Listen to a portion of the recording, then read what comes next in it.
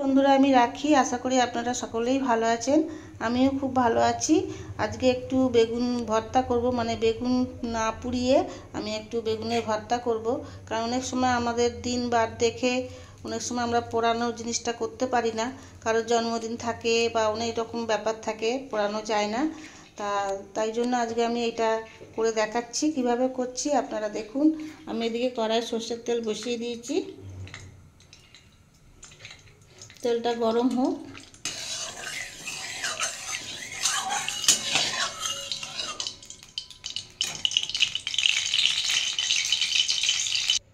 দেখুন বন্ধুরা, আমার তেলটা গরম হয়ে গেছে। আমি এর মধ্যে একটু সাদা জিরে ফোড়ন দিয়ে দেবো।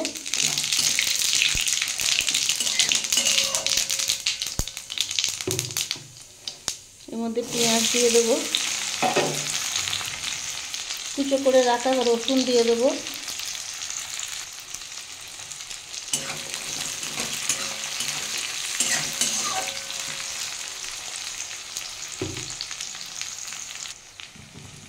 একটু হলুদ দিয়ে দেবো।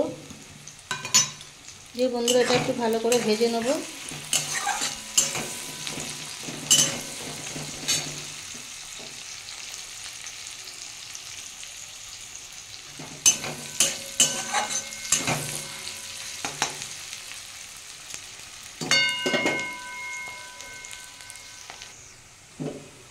দেখুন বন্ধুরা, আমার পেঁয়াজটা অনেকটাই ভাজা হয়ে গেছে। আমি এর মধ্যে কুচো করে রাখা কাঁচা লঙ্কা দিয়ে দেবো,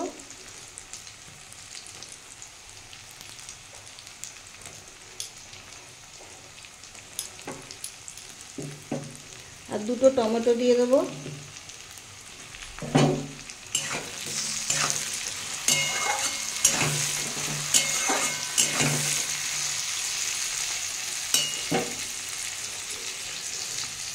এবার বন্ধুরা আমি কুচো করে রাখা বেগুনগুলো দিয়ে দেবো।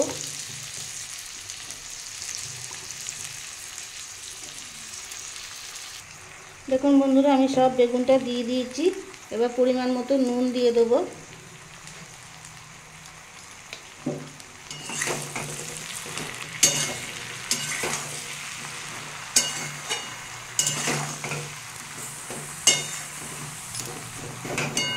এবার বন্ধুরা আমি 10 মিনিটের জন্য গ্যাসের ফ্লেমটা কমিয়ে চাপা দিয়ে দেবো। 10 মিনিট পরে ফিরে আসছি।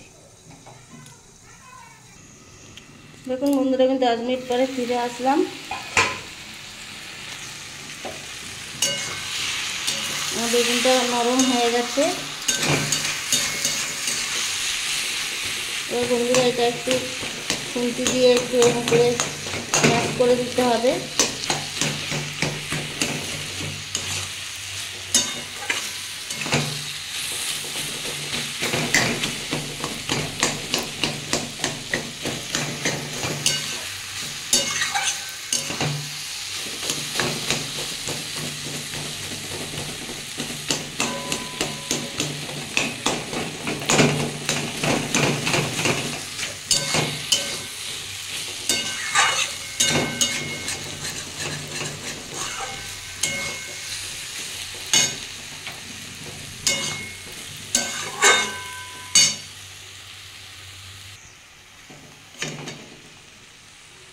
আমি এর উপর দিয়ে একটু শুকনো লঙ্কা দিয়ে দেবো, কাঁচা লঙ্কা দিয়েছি। যে বন্ধুরা এটাকে ভালো করে একটু নাড়তে হবে, যাতে তলায় ধরে না যায়। বন্ধুরা এটা খেতে অসাধারণ লাগে, কারণ আবার টমেটো দিয়েছি তো একটু টক টক ঝাল ঝাল হবে।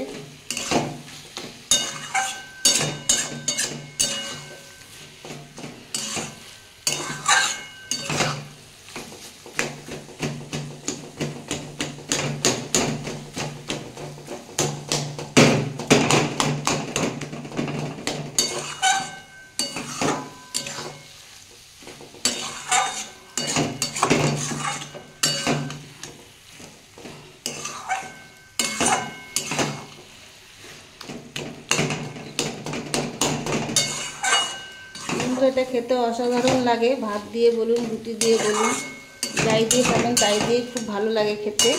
একবার বানিয়ে দেখবেন।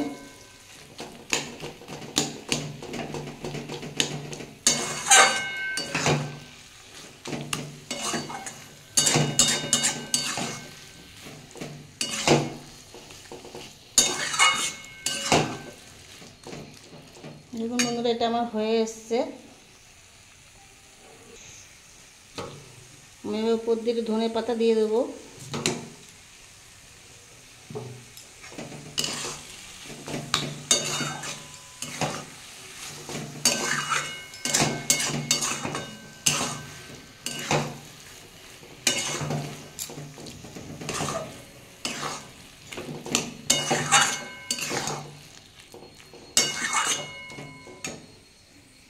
দেখুন বন্ধুরা, আমার বেগুনের ভর্তা রেসিপিটা রেডি হয়ে গেছে।